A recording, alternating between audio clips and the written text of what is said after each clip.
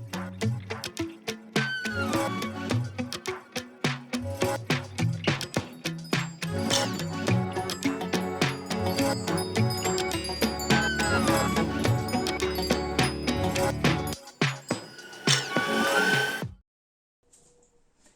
všichni, vítám vás u druhého dílu takové minisérie videí, která je určená všem, kteří by rádi zkusili indoor bouldering, tedy boulderování na umělé stěně, ale jsou úplní začátečníci a musí se tak všechno naučit.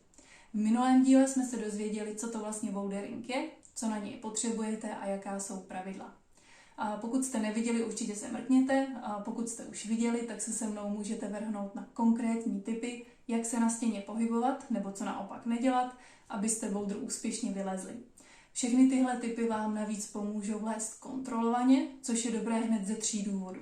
Za prvé, tolik se nevyčerpáte, takže toho vylezete víc. Za druhé, minimalizujete pravděpodobnost, že si natáhnete sval nebo si způsobíte nějaké jiné mírné zranění.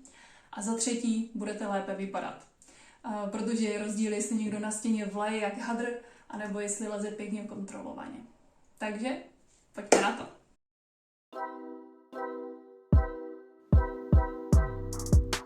Když polezete, nestoupejte na chodidlo doprostřed. Když si totiž takhle stoupnete, tak nemáte v noze žádnou citlivost ani kontrolu a nemůžete se moc pohnout. Kdežto, když si takhle stoupnete na prsty, budete se moc nádherně pohybovat a můžete se i natáhnout nahoru.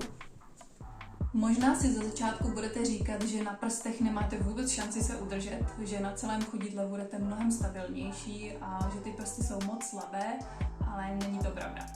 Klidně si to na stěně sami zkuste, jen přijďte ke stěně a těsně nad zemí si takhle vyzkoušejte obě varianty a hned pochopíte, jak obrovský rozdíl to dělá.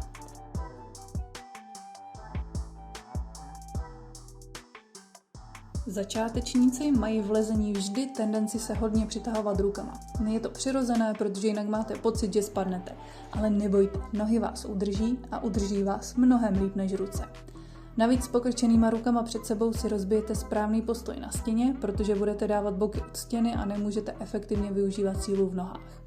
Takže zkuste myslet na to, abyste se takhle pořád nepřitahovali rukama a neměli je před sebou, ale abyste během lezení zabírali jen tehdy, když je to opravdu potřeba. Jinak mějte ruce natažené, ale pozor, pořád je chcete mít v mírném záběru. To znamená, že se nemáte takhle vyvěsit z ramen, ale pořád byste měli mít ruce aktivní. Takže ramena dole, lopatky u sebe a pak se hlavně postavit na nohy, ne to rvát rukama. Je to hodně komplexní, všechno spolu souvisí a mimochodem tohle všechno moc hezky vysvětlují v sérii videí nazvaných Skrytá síla od Hannibalu. Doporučuji se na ty videa podívat, protože jsou moc dobře udělaný.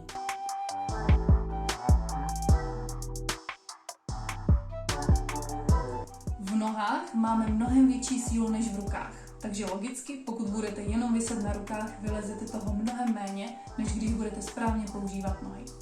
A chce to dělat 2 věci. Jednak poslouchat ten předchozí tip, držet ruce mírně natažené, jenom v mírném záběru, a jednak soustředit se na nohy a dávat je dostatečně brzo na vyšší stupy, abyste se do nich mohli zapřít.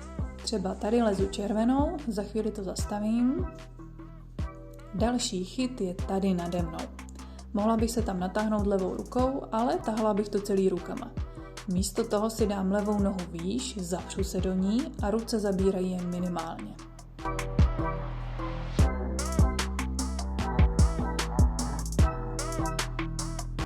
Nebo tady na bílé, zase to zastavím, tady už mi zbývá jenom jít do topu.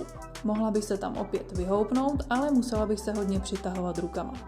Tak se radši tady levou nohou odrazím od stěny a bude to pro ruce mnohem jednodušší.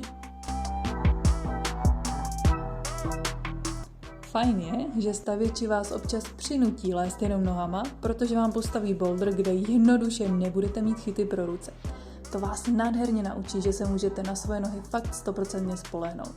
Tady třeba polezu černou, tady je nástup, tady jsou stupy a tady je top. Vidíte, že tam nejsou žádný chyty, takže musíte opravdu balancovat na nohách.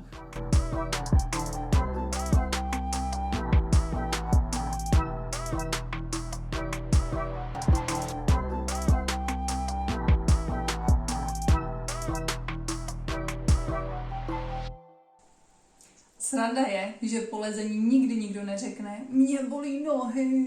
Všichni budou jenom pořád říkat mě bolí ruce, typicky tyhle ty svaly nejvíc. Takže váš cíl je, když budete odcházet ze stěny, abyste mohli říct, že vás bolí nohy. Ve středu těla v bocích máme těžiště. A jakmile si těžiště posunete od stěny, bude vás to odtahovat, budete padat.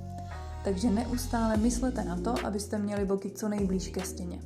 Zase si to určitě sami zkuste, nějaký boulder lézt schválně z boky od stěny a pak se na tu stěnu přilepte. Uvidíte, jak si najednou budete připadat o 10 kg lehčí a všechno půjde mnohem líp. Takže nelízt takhle s bokama daleko, ale pěkně ke stěně.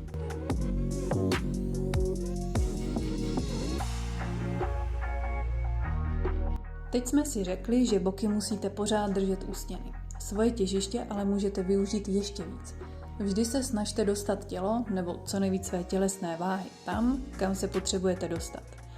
Já vím, že to zní naprosto logicky, ale hned vám ukážu, že na stěně si to ne vždycky uvědomíte. V tomhle místě mám třeba střed těla tady, ale držím se rukama na téhle ose, což je špatně, protože většinu váhy mám úplně jinde, než kde se držím. Vidíte, že nevím, co mám dělat, trochu s tím bojuju, tak se zkusím hodit nahoru, otočí mě to a úplně to nejde. Takže teď to zkusím vylézt znova a v tom samém místě si posunu střed těla tak, abych byla ve stejné ose jako ruce. Takže tady co nejvíc doprava. A jak to udělám, tak mě najednou nic neotáčí, jsem stabilní a bez problému to dolezu.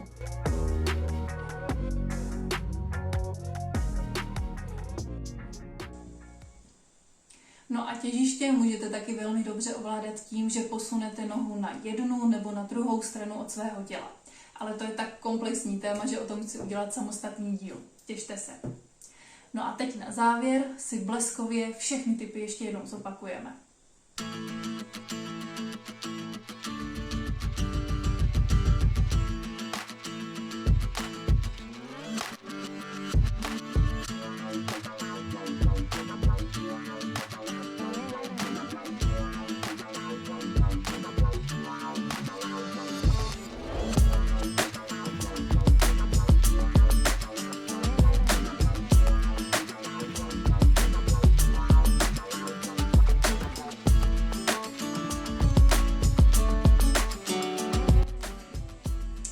Snad jsem vás moc nezahltila, díky, že jste vydrželi celý díl a nemůžu se dočkat, až všechny ty typy vyzkoušíte sami na stěně a třeba vám i pomůžou vylézt nějaké bouldery, které byste jinak nevylezli. Držím vám palce.